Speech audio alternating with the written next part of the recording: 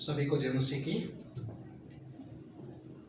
आज मैं विशेष पास्टर लोगों के विषय में बातचीत करने के लिए मैं जा रहा हूँ।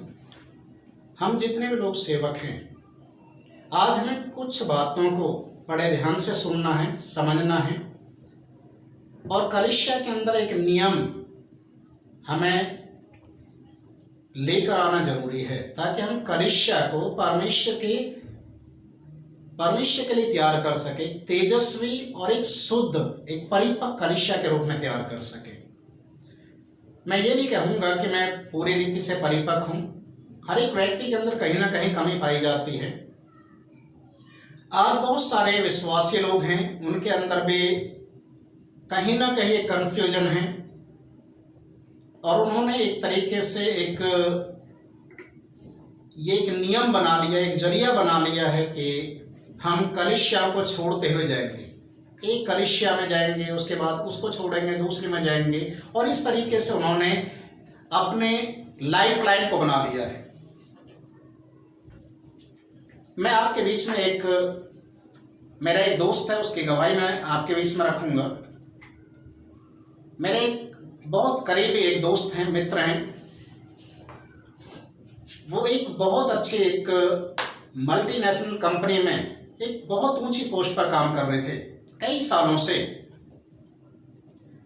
जो काम करते हुए जा रहे थे, उनको बहुत सारे लोग जानते थे, अच्छे व्यक्ति हैं, मेहनती हैं, काम करने वाले हैं।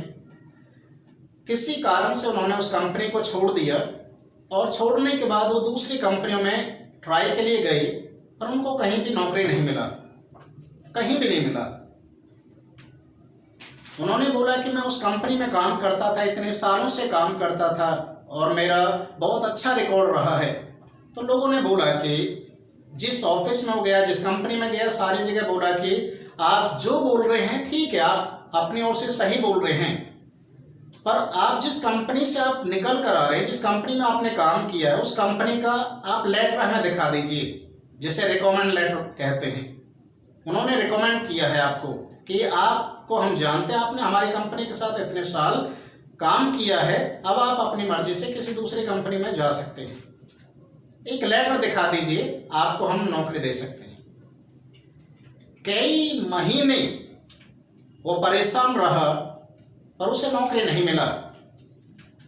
अंत में उसको वापस अपने उसी कंपनी में जाना पड़ा जहां से वो छोड़ कर आया था।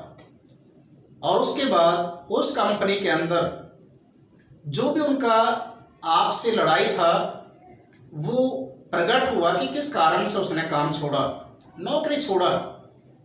और बाद में जब उनको कंपनी के लोगों ने रिकमेंड किया, लेटर लिख कर दिया, उसके बाद उन्हें दूसरी जगह कंपनी, किसी दूसरी जगह ऑफिस में, कंपनी में उनको नौकरी मिला। प्रिय भाई और बहनों, आज मैं आपके बीच में इन बातों को क्यों रख रहा हूं? आज पास्टर लोगों के बीच में भी आपसी समझौता नहीं है।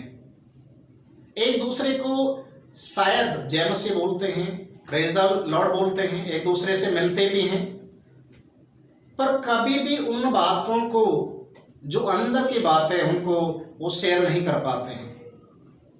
अगर एक पास्टर किसी के कलीसिया में प्रचार के लिए जा रहा है, तो कोशिश करता है यहां से मुझे 1 या 2 विश्वासी मिल जाएं जो मेरे चर्च में आने लग जाएं। और ज्यादातर वो ऐसे लोगों को ढूंढते हैं जो उस चर्च के अंदर दान दशवांश में, आराधना करने में पास्टर की मदद करते हो, पास्टर के दाहिने हाथ समझे जाते हो। ऐसे लोगों को, ऐसे पादरी लोग पकड़कर अपने चर्च में लेकर आने के लिए कोशिश करते हैं। ऐसा क्यों है? कई बार क्या होता है कि कोई विश्वासी जन चर्च को छोड़कर जाता है और दूसरा पास्टर उसे वेलकम करता है, अपने चर्च में बुलाता है, उसके लिए ताली बजवाता है, उसको माला भी पहनाते हैं, और कुछ समय के बाद मालूम चलता है कि उसे पुलपीट पर भी खड़ा करने के लिए मौका मिल जाता है। वो विश्वासी के दिल दिमाग में एक पिक्चर होता है कि मैं अपनी चर्च में था, वहां मुझे कभी गवाही देने के लिए खड़ा नहीं किया, यहां तो मुझे वर्शिप करने के लिए सामने पुलपीट मिल गया। उसका उत्साह और ज्यादा बढ़ जाता है। पर ये विश्वासी भी उस चर्च का ज्यादा दिन बना नहीं रहता है। उस चर्च को भी छोड़कर जाएगा। उसका कारण है, जब वो अपने पास्टर का नहीं रहा तो आज जिसको आप फूल माला पहना रहे हैं, पुलपीट दे रहे हैं, वो आपका भी नहीं रहेगा। अजीजों, मैं आज उन पास्टरों से बातचीत कर रहा हूं जो इस तरीके से ऐसे विश्वासी लोगों को बिना सोचे समझे अपने चर्च में बुलाते हैं और उन्हें पुलपीट भी देते हैं, उनको वेलकम भी करते हैं। वो ये भी नहीं पूछते कि ये किस चर्च से आया है, इसने बपतिस्मा लिया है या नहीं लिया है। जिस चर्च में पहले जाता था वो चर्च में उस पास्टर के साथ इनका कोई लड़ाई झगड़ा तो नहीं है, इसका जीवन क्या था, पास्टर से रिकमेंड लेटर लेना चाहिए या नहीं लेना चाहिए, हम उसकी वैल्यू भी नहीं समझते हैं। ऐसा विश्वासी जो मेरे सुनने में आया है, कई पास्टर लोगों ने मेरे से बातचीत किया मेरे YouTube चैनल को देखकर कि पास्टर, हम चाहते हैं आपसे कि आप अपने चैनल के माध्यम से इस बातों को और भी पास्टर लोगों के बीच में रखें, इंडिविजुअल नहीं, आप अपने YouTube चैनल के माध्यम से, कि जो सेवकाई करने वाले ग्रास लेवल के जो सेवक हैं, जो जिनके पास छोटा छोटा झुंड है, 10, 20, 50, 100 लोग हैं, उनके लिए वो बहुत बहुत इंपॉर्टेंट है। जो मेन लाइन चर्चेस हैं, बड़ी चर्चेस हैं जिसमें हजारों की संख्या में लोग आते हैं, मैं उनकी बातें नहीं कर रहा हूं। पास्टर लोगों को अगर एक विश्वासी जन उनका चर्च छोड़कर जा रहा है, लड़कर जा रहा है, झगड़ कर जा रहा है और किसी और चर्च में जा रहा है, या कोई पास्टर उनके चर्च से किसी को इस तरीके से धोखे से अपने चर्च में बुला रहा है, तो सोचने वाली बात है उस पास्टर के ऊपर कितना बुरा असर पड़ेगा कि जब उसको ये मालूम चलेगा कि जिस पास्टर को मैंने अपनी चर्च में प्रचार के लिए बुलाया, वही पास्टर मेरे चर्च के विश्वासी को छीन कर लेकर गया।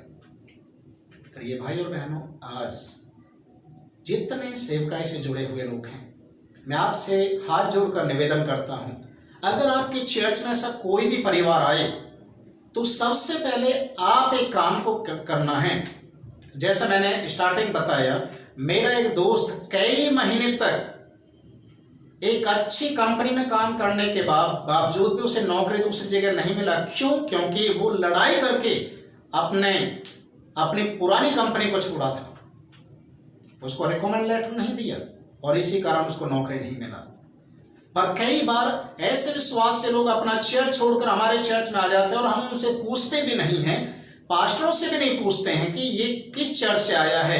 आज आपको एक निर्णय लेना पड़ेगा, आज आपको अपने चर्च में नियम बनाना पड़ेगा कि अगर कोई विश्वासी आपके चर्च में आता है, आप उसको मना नहीं कीजिए, आने दो।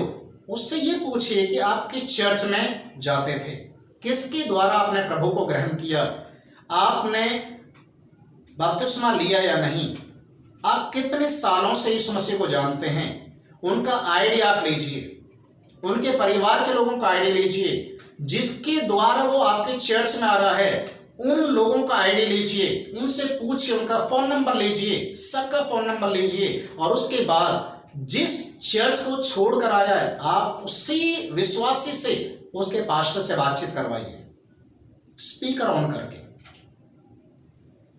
तब मालूम चलेगा कि ये विश्वासी अपने पास्टर को छोड़कर किस कारण से आया है। आज बहुत सारे केस जो हमारे सुनने में आ रहे हैं वो ये आ रहे हैं कि एक विश्वासी चर्च में जाता है और विश्वासी का ढोंग करता है, कुछ समय चर्च में रहता है और उसके बाद चर्च से ही पैसा लेता है, चर्च के विश्वासी लोगों से पैसा लेता है, पास्टर के सामने रोता है, मेरी पत्नी बीमार है, मेरा बच्चा बीमार है, मुझे इसके लिए इतना पैसा चाहिए, इसके लिए इतना पैसा चाहिए, और पास्टर इतना भावुक होकर, इतना उसके लिए प्रार्थना करता, भावुक होकर उसके लिए मदद करवा देते हैं, उधार लेकर, ब्याज पे लेकर, इंटरेस्ट पे लेकर उसको पैसा दिला देते हैं और बाद में मालूम चलता है कुछ महीने के बाद वो बंदा उस चर्च को भी छोड़कर चला गया। पास्टर के पास ना कोई प्रूफ है, फोन नंबर खाली होता है, वो फोन नंबर ही बदल देते हैं, ना कोई आईडी लेते हैं, ना ही रिकमेंड लेटर लेते हैं, ना ही जिसके द्वारा वो चर्च मारा, ना उनका कोई आईडी है, कुछ भी नहीं है।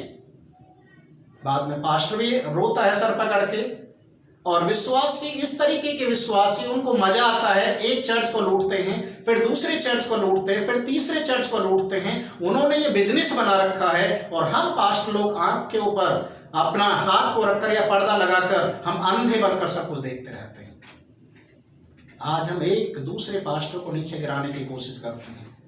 ये कहीं ना कहीं बहुत बड़ी हम गलती को कर रहे हैं। आज हमें समझना है, आज हमें जानना है कि अगर मेरा विश्वासी है, मेरा उसके साथ सही रिश्ता है, वो मुझे छोड़कर कहीं नहीं जाएगा, कहीं भी नहीं जाएगा। और अगर मेरा रिश्ता किसी विश्वासी के साथ सही नहीं है तो मेरा विश्वासी जब मुझे छोड़कर जाएगा तो वो किसी और का भी नहीं रह पाएगा। ये भी एक सच्चाई है, क्योंकि प्रभु यीशु मसीह ने यूहन्ना रचित सुसमाचार 15 अध्याय उसके 5वें पद में कहा, तुम मुझसे अलग होकर कुछ भी नहीं कर सकते। प्रिय भाई और बहनों, जब एक विश्वासी कलीसिया को छोड़ता, अपने आत्मिक पिता को छोड़ता, वो कहीं का नहीं रहता और कहीं भी स्थिर भी नहीं रह सकता है। आज बहुत सारे लोग चर्च छोड़कर इसलिए दूसरे चर्चेस में जाते हैं, हमारा पास्टर हमेशा दान दशमांश के विषय में बोलता रहता है और दूसरे पास्टर लोग उसको ऐसा पिन मारते हैं और बोलते हैं कि आप हमारे चर्च में आ जाइए, आपको दान दशमांश देने की जरूरत ही नहीं, हम तो मांगते भी नहीं है। और ऐसे विश्वासी के अंदर में एक बहुत बड़ा एक कंफ्यूजन पैदा हो जाता है और वो अपने पास्टर के चर्च को छोड़कर दूसरे चर्च में चला जाता है और दूसरा पास्टर हाथ फैलाकर उसको सीने से लगाने के लिए खड़ा हो जाता है। इस बात को भूल जाता है कि जिस चर्च को ये छोड़कर आया है, क्या ये जब अपने चर्च को छोड़ सकता है, ये मेरा भी नहीं रह सकता है। और इसी कारण से हम पास्टरों के बीच में आपस में एक मनमुटाव भी हो जाता है। हम एक दूसरे के साथ अपने रिश्ते को भी सही बना के नहीं रख सकते।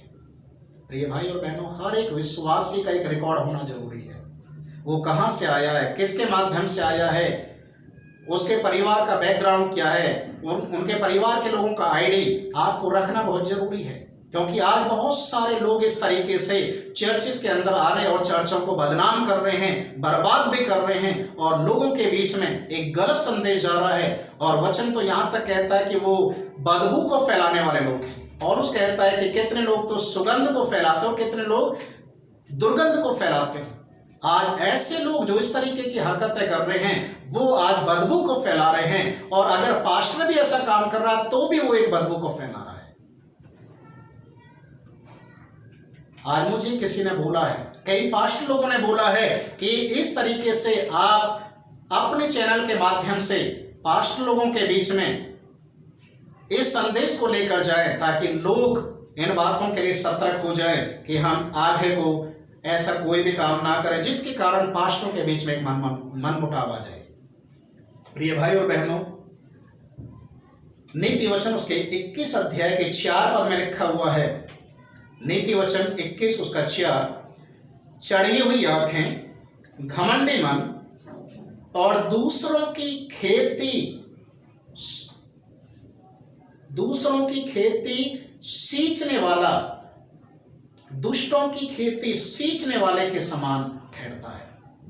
याद रखें, चढ़ी हुई आंखें, घमंडी मन और दूसरे की खेती को सींचने वाला। आज ये दूसरे की खेती को सींचने वाले का मतलब होता है दूसरे चर्च में जाने वाले विश्वासी को खींचना, उसको अपनी शिक्षा देना, अपनी शिक्षा में उसको इस तरीके से लेकर जाना कि वो अपने चर्च को ही छोड़ दे। आज बहुत सारे लोग, मसीह समाज के लोग समाज में घूम रहे हैं और वो ऐसे ही घरों को टारगेट बना रहे हैं। वो गली गली में जाते हैं और पूछते हैं, इस गली में यहाँ पर कोई ऐसा व्यक्ति जो यीशु मसीह को मानता हो, किसी चर्च में जाता हो। और जब लोगों को मालूम चलता है कि हाँ वहाँ पर एक परिवार है, वो चर्च में जाते हैं, तो ये लोग उनके घर में जाते हैं, उनके साथ बैठते हैं, बातचीत करते हैं और उनको ऐसा वचन से कंफ्यूज करते हैं और सीधा बोलते हैं, आप हमारी चर्च में आइए, आपके चर्च में सही शिक्षा नहीं है, आप हमारी चर्च में आइए। और ऐसे लोगों को वो इतना ज्यादा नरक के बना देते हैं कि वो प्रभु में पूरी रीति से गिर जाते हैं। प्रभु यीशु मसीह ने मत्ती रचित सुसमाचार 23 अध्याय को जब आप पढ़ेंगे तो वहां पर लिखा हुआ है कि ऐसे लोग जो धर्म का भेष धरकर वो घूमते रहते हैं और एक विश्वासी को अपने मत में लाने के लिए जल थल पृथ्वी के छोर तक घूमते हैं, और जब एक ऐसा व्यक्ति उनके चंगुल में फंस जाता है उसे अपने से दूना नरक के बना देते हैं। प्रभु यीशु मसीह का संदेश याद रखिए, जो दुष्टों की, जो दूसरों की खेती को सींचता है, जो इस तरीके से चढ़ी हुई आंखों के साथ और घमंडी मन के साथ रहता है, वो कभी भी आशीष नहीं पाता है। इसलिए आज आपको इन बातों को समझना और जानना बहुत जरूरी है कि परमेश्वर का वचन क्या कहता है। पहला तीमुथियुस 3 अध्याय उसके 5वें पद को अगर आप पढ़ेंगे तो यहां पर लिखा है, यदि कोई व्यक्ति अपने ही घर का प्रबंध करना नहीं जानता हो तो परमेश्वर की कलीसिया का प्रबंध कैसे करेगा।